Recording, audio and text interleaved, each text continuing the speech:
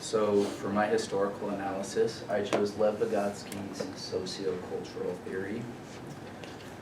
So just a quick overview of what we'll be going over. So just a brief information about before Vygotsky and kind of what influenced him, and then his background, and then some concepts and principles that he developed, and then his educational standpoints, and then why it took so long for his ideas to spread like throughout the world, and then how it's used now.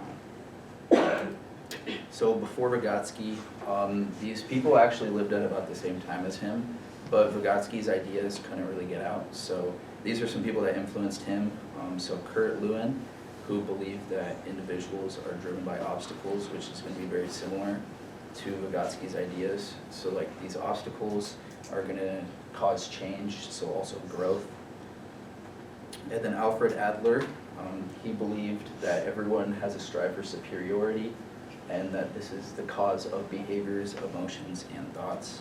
And he also was influenced by Piaget, but they kind of had different ideas of the environment. So Piaget believed that it was how you interact with your environment, and Vygotsky believed that you're taught through the environment. So just a little background. So he was born and lived in Russia, around the Moscow area, if you can see. It's kind of in the top left of Russia. This will be a pretty important aspect later in the presentation. So he had a really untraditional way into psychology. So he began by studying law, but then turned into a psychology professor and teacher. And then he died really young, so this left a lot of his theories incomplete, which will also be important later in the presentation.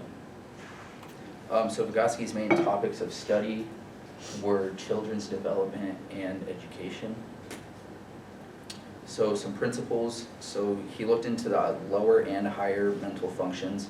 So lower mental functions is just built-in functions, so it's basic ways of learning. So an example would be like the food that you like. It's based on the culture and what you're around and what you grow up eating. And a lot of times people don't want to venture out because of what they're used to in their culture. The higher mental functions, so he believed that only humans have this. So it would be things like memory and logical thinking. So he kind of dug in a little more into the brain on that one. And then thoughts and language were very important in his ideas. So he believed that interactions with others caused high amounts of learning. And he used a lot of self-talk, which would be like talking to yourself through difficult situations.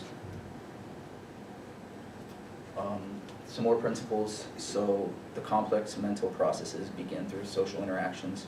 As I said before, a lot of the interactions come from talking to one another.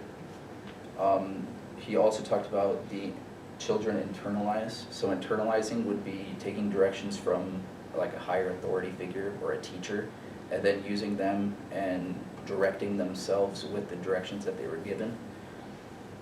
And he really liked the concepts of self-talk and external language. Obviously, he was big with social interactions as what's going on in the environment around you.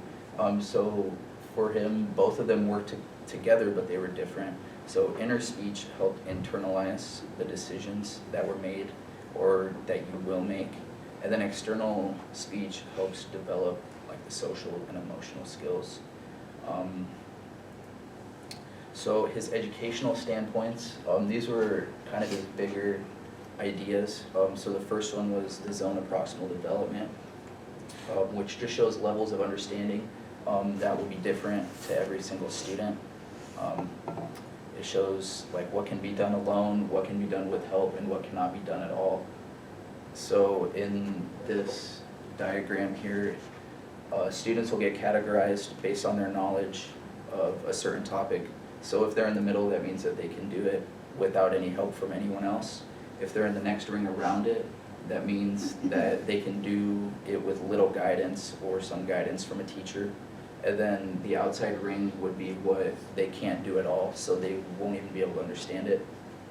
So like, that'll show where the scaffolding needs to be used. So scaffolding is, as a teacher, would be offering supports to the student and it's going to be constantly changing because students are constantly learning, children are constantly learning.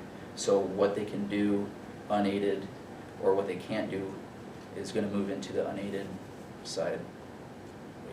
Yeah, what they cannot do is slowly going to move to being able to be done unaided. So just like an example of scaffolding would be like, say in math class, you're teaching multiplication and they know how to use addition. So if they were teaching like 2 times 5, a teacher could explain that 2 times 5 is the same as 5 plus 5, giving them a little more understanding of how to use that. And he also used play to learn. He thought that it was really important for children to believe, like have their own like modeling and controlling their own behaviors through play. So like especially make-believe play, like thinking that some objects are certain things and playing with them and also playing with others. So this kind of allows for the cultural norms and rules for behavior and social skills to be displayed. So one thing about, so how long did it take for his ideas to spread? So he died in 1934, but most of his ideas weren't really published or released until like the late 50s or the 60s. And some reasons for that would be Joseph Stalin did not agree. So in Russia, Joseph Stalin was like the leader, and he didn't really agree with his ideas.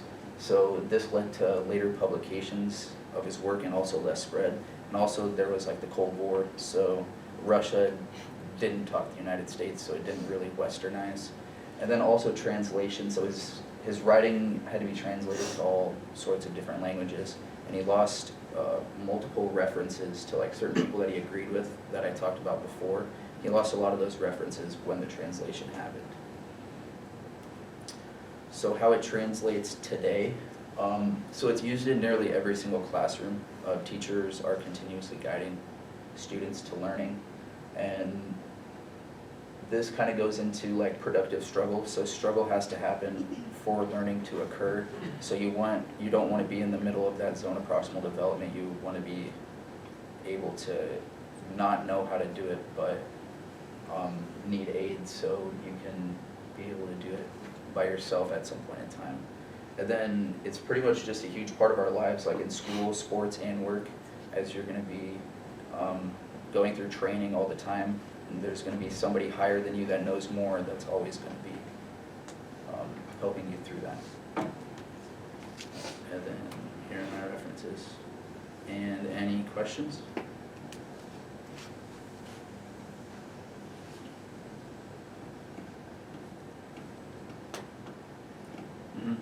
How did Vygotsky come up with his theories? Like, did he do research? Was he just a school teacher? Like, how did all of these kind of develop? So he taught psychology at like the University of Moscow, and that's kind of, so his like ideas spanned from like the 20s to the 30s.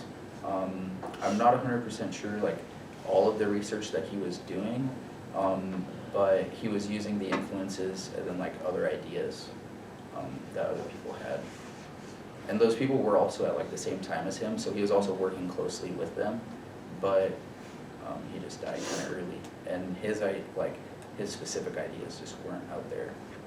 So he was working with Lewin? I don't know if he was working with them specifically. Okay. I know that like he was working with other psychology professors, but those were his influences. But maybe he was reading Like Lewin's stuff reading and Adler their, stuff. Yep, Okay. yep. And he also like had conversation that I saw with like Piaget too, but I don't think that went really well. At what age did he die? It was 37.